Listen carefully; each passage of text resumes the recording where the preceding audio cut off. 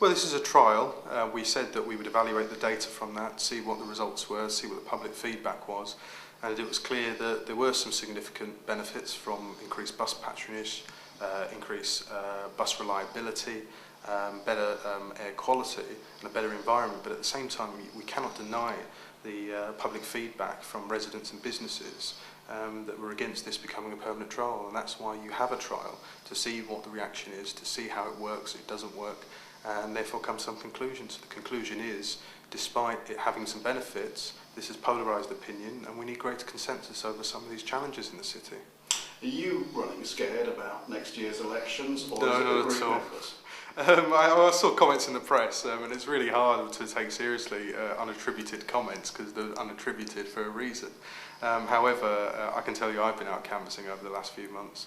A lot of people are unhappy with what's happening with the government, especially with the Liberal Democrats, and I'm confident about the local elections. We've done some big stuff in the city, big stuff that should have happened years ago. I mean, this is big stuff, but at the same time, there's no doubt there's been a negative reaction to this trial, but that's why you have a trial. But some Labour group members were worried that this was the bridge too far, weren't they? To be fair, some Labour group members worry about everything, and you know, I wouldn't be leader if I didn't understand some of those concerns.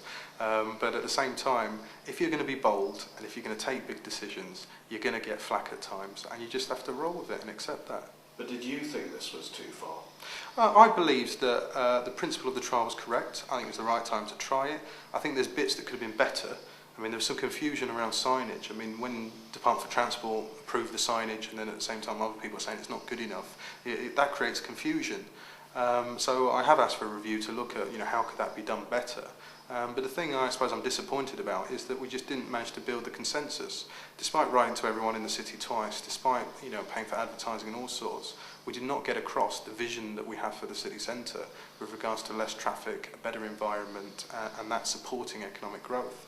So we have to take stock, take into account the public reaction and the feedback, listen to that, and say that we do need to build that consensus and therefore set up this cross-party commission, independently chaired, to take a long, hard look not only at the data from this trial, but also to look at possible alternatives, because the issue of congestion is not going to go away in the city. But you can't say you weren't told that there wasn't going to be a consensus over this. Lendal Bridge was very, very, very controversial the minute you announced it. It was after we announced it. That's the fascinating thing. I mean, when you have a situation where before the local elections, you know, the Conservative group leader says there needs radical vision, we need to close Lendal Bridge and Ouse Bridge. When you have this in Liberal Democrat transport plans passed in May 2011, just before the local elections, you'd think there would be some consensus between the political parties and between people over what's needed. It's not like we haven't discussed this since the 70s as a city, but we felt that we couldn't go straight to a permanent implementation. We had to try it. We had to see what would happen to traffic flow. We had to see what those results were. Results are back, and we've come to the conclusion there is benefits, some big benefits, some low benefits, some disadvantages. But we cannot deny the public feedback from residents and businesses that have to be taken into account. So despite the world not ending, despite footfall increasing and hotel bookings increasing, the reaction has been negative from the public and businesses. We have to listen to that and try something else, or try to build consensus around another approach. What did the independent research say? What did the stuff that hasn't been published say? Well, it's being published today. I think it's important that people can see that information and any other information from the trial. Shouldn't they seen it sooner? Why wait till after you decided to cancel the project? Well, everybody's very suspicious. Well, to be frank, people are always suspicious. We've got a situation in this country where people don't trust bankers, they don't trust the media, you know, they don't trust politicians. People are suspicious and cynical, and I understand that. I just have to accept it. You know, I've got a job to do, my colleague's got a job to do, but at the same time, as you saw in the press yesterday, you know, allegedly leaked people say that we've got a crunch vote meeting and that's, you know, front page and all of that stuff. You can't come to a conclusion and then say, all right, we'll all keep it secret, not tell anyone. It's not appropriate, because people want to know what's going on, and you have to tell them. So considering that, you know, Labour councillors yesterday only got the information yesterday and then made a decision, it's important that we give that information to the public as soon as possible, and tell them what's going on, tell them where we stand. But you get accused by people of being secret. I get accused for all sorts. Yeah. If you so take, what have you learned in the last year? If you take big decisions and you have an overall majority, and you're saying this is what I want to do and these are reasons why, and you're upfront about it, some people don't like it. And the thing that I've learned from this more than anything is that, to be frank, the council's doing too much. We are a very ambitious administration. I mean, you've got the manifesto behind me that we're ticking things off as we go along. We've given a lot of big challenges for the city that we have to overcome, and we're motoring through them. We've got 40% less kids in workless households. Today the news comes out, we've got the second lowest youth unemployment in the country. And these things don't happen by accident, but at the same time, we've got a third less staff, 40% less management, and things begin to slip up. And in that situation, you reach a point where you go, actually, if we're going to continue with the permanency around Lendal Bridge, for example, what does that mean for the implementation of the new park and rides? We haven't got infinite resources, we haven't got infinite money.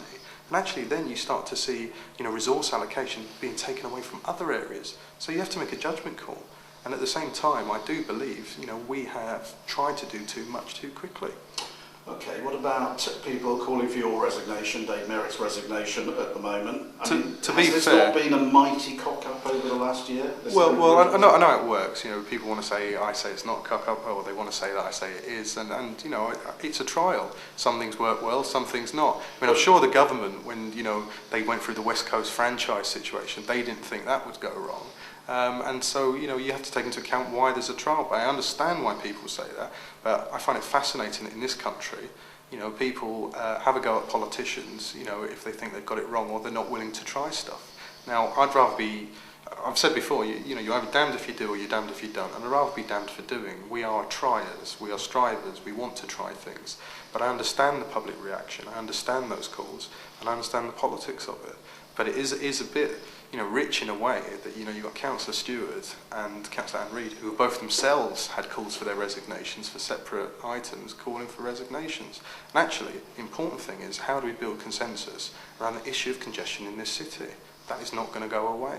So I don't think any of that kind of political tidbit stuff actually has any proper relevance. Yeah, but what it's actually about is money that belongs to council taxpayers having been spent on something that we're 8 months down the line and has got us nowhere. Well, to be frank, the income that's generated pays for that trial, and on top of that, the government gave us funds towards this, specifically for schemes to try these kind of experiments around the country. But now you face having to give the fines back. No, we don't, and I need to be very clear about that. The legal advice we have is very strong that it is in our favour that this was lawfully implemented and all the rest of it, and we are legally challenging that.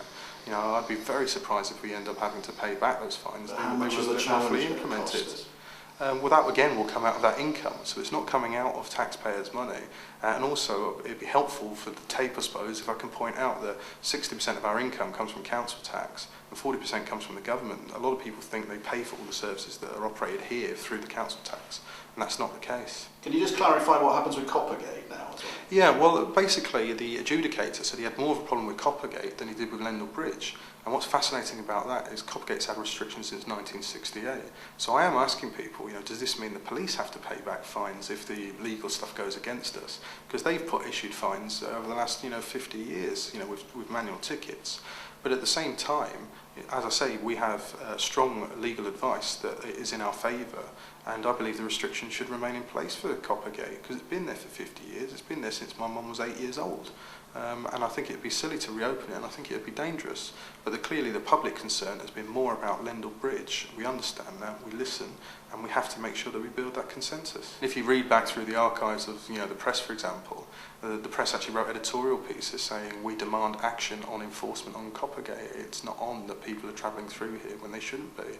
And I had many calls from bus drivers and all sorts, and pressure to say we should be enforcing this. And there came an opportunity to start doing so. I think that's important and that continues. But clearly with the Lendal Bridge case, that's what the public reaction has been about from residents and from businesses. That's what needs to be taken into account and listened. And clearly we need to have a greater consensus in the city over the big issue of congestion, because it's not going to go away. Do you think the election is more winnable now you've made this decision? I thought the election was winnable beforehand, but then again I suppose people will say I'm an optimist.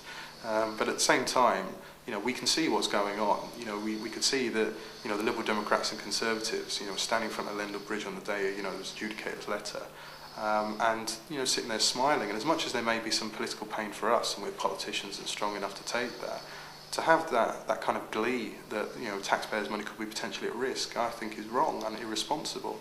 And we know they're working closely together. We know that they want to form a coalition after the next local elections. But if people in this city really want the coalition we got in Downing Street coming to their street, that's up to them, that's democracy. But we're here to work on behalf of hard-working people and poorer people in this city, and we want them to get into well-paid work. That's our vision for the city. That's what we're delivering, and that's the important thing that motors us through, despite any kind of short-term political difficulties. You say that you spent money to publicise the Lendal Bridge closure. Yeah. You're going to spend money to publicise it reopening so that some of the damage to York's reputation is... To be fair, I think your video and the media coverage at the moment is probably doing that for free. But at the same time, we're not planning on spending out any advertising upon that, we don't think that would be appropriate. We do have the legal challenge coming forward over the existing fines. I'm confident that will be fine.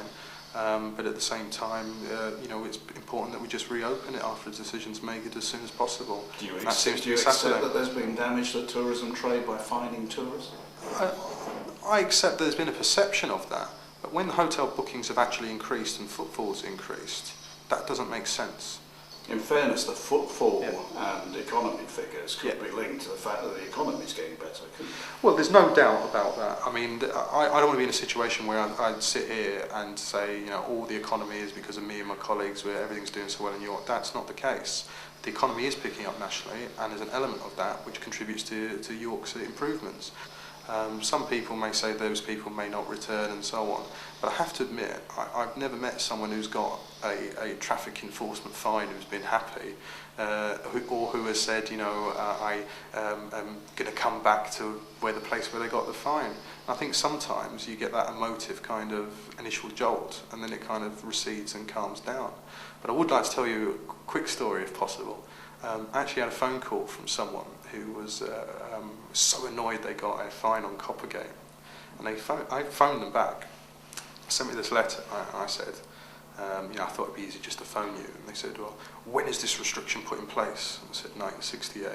She said, well, I've driven across there for years during the day and I've never got a fine. I went, I know you've been doing it illegally, you shouldn't have been doing it. And she said, well, I'm not happy, I want you to waive my fine. I'm a justice of the peace. I said, you justice of the peace, asking for your fine to be waived? That's completely inappropriate. Basically it descended from there.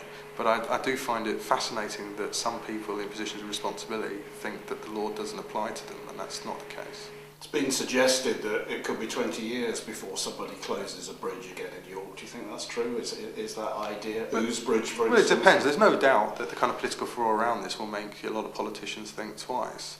There'll be some people that would be saying, oh, they've lost their bowl, they should have stuck it out, and so on. But I think it's right that when you get that kind of public reaction, you listen to it and you take stock. You don't ignore it. But at the same time, on top of that, you know that the premise of the trial's correct and that certain things need to happen. But clearly, if you haven't carried people with you, then you're going to have some kind of relook or look at alternatives. And I think the right place for that to happen is the Commission. But I'd like to be able to say, this is not, Labour councillors rolling over and therefore they roll over on everything. That is not the case. We're an ambitious administration. We are making some big decisions and we continue to do so because that's the job.